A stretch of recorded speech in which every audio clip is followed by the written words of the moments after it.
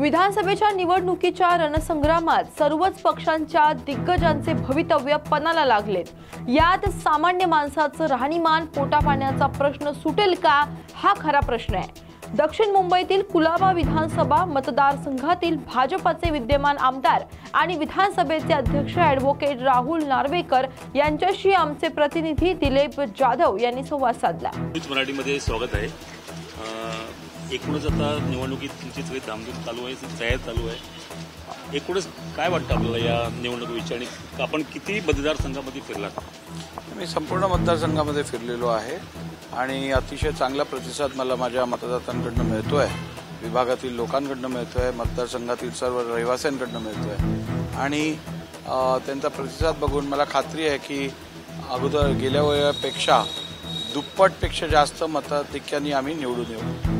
तुमचे प्रतिस्पर्धी काँग्रेसचे आहेत, त्याच्याबद्दल तुम्हाला काय वाटतं किंवा इतर जे अपोनंट आहेत त्याबद्दल तुम्ही काय सांगाल त्यांना? असं खरं तर राजकीय पक्ष, राष्ट्रीय पक्षाचे जे एक उमेदवार आहेत काँग्रेसचे, ते काय या मतदारसंघातले नाहीत, त्यांचं राहणं इकडे नाही आहे, त्यांचा व्यवसाय इकडे ते करत नाहीत, त्यांचं काय काम ऑफिस इकडे नाही आहे, कार्यालय नाही आहे, प्रचार कार्यालय देखील नाही आहे, त्यामुळे ते मतदारसंघात पुढे दिसतच नाहीत आणि त्यामुळे मतदारसंघातील लोकांना त्यांची ओळखच नाही आहे, त्यामुळे त्यांना समर्थन प्राप्त होणं हे अत्यंत अवघड आहे। पण ते मलबार हिलचे रहिवासी आहेत, मलबार हिलचे आहेत ना, कुलाब्याचे नाही आहेत, तेच तर संपूर्णच तो एरिया तुमच्या मतदारसंघामधला आहे? नाही, आमच्या एरियातला नाही आहे तो, आमचा मतदारसंघ कुलाबा आहे, ते आहेत मलबार हिल मतदारसंघातले रहिवासी। आमचा मतदारसंघ हा ॲक्वेरियम पर्यंत येतो, ते आमच्या मतदारसंघातले नाही आहे। पण पूर्ण मतदारसंघामध्ये तुमचे संपूर्ण तुम्ही आढावा घेतला का? एकूणच जे मतदारसंघ तुमचा इतका मोठा वास्ट आहे, संपूर्ण आढावा घेऊन आम्हाला खात्री आहे की आमचं प्रदर्शन फार चांगलं असेल। तुम्ही सिटिंग एमएलए आहात यामध्ये, बरोबर, विधानसभाचे सभेचे अध्यक्ष पण आहात, काय वाटतं तुम्हाला पुढील तुमचं काय प्रोजेक्ट आहे याबद्दल, या पूर्णच मतदारसंघाबद्दल? बरेचशी कामं आहेत, पाण्याचा विषय आहे, ट्रॅफिक कोंडीचा आहे, पार्किंगचा आहे, जुन्या मोडकळी चालल्या इमारतींच्या दुरुस्तीचा प्रश्न आहे, या सगळ्या गोष्टींवर आम्ही येणाऱ्या काळात काम करणार आहोत। सर्वात मोठी झोपडपट्टी तुमच्याकडे गीतानगरची झोपडपट्टी आहे, त्यामध्ये पाण्याचा प्रश्न आहे, रस्त्याचा प्रश्न आहे। आता आम्ही आमच्या इकडच्या झोपडपट्ट्यांमध्ये 8,000 घरांना door to door water pipeline दिलेली आहे, त्यामुळे आमच्याकडनं बऱ्याचशा प्रमाणात हा प्रश्न सोडवला गेलेला आहे। पण मोठ्या प्रमाणात असं म्हणणं की तिथे माफिया लोकांचं राज्य आहे, राज्य होतं जे आम्ही बंद पाडलं आहे, राज्य जे माफियाचं होतं, वॉटर माफियाचं, ते आम्ही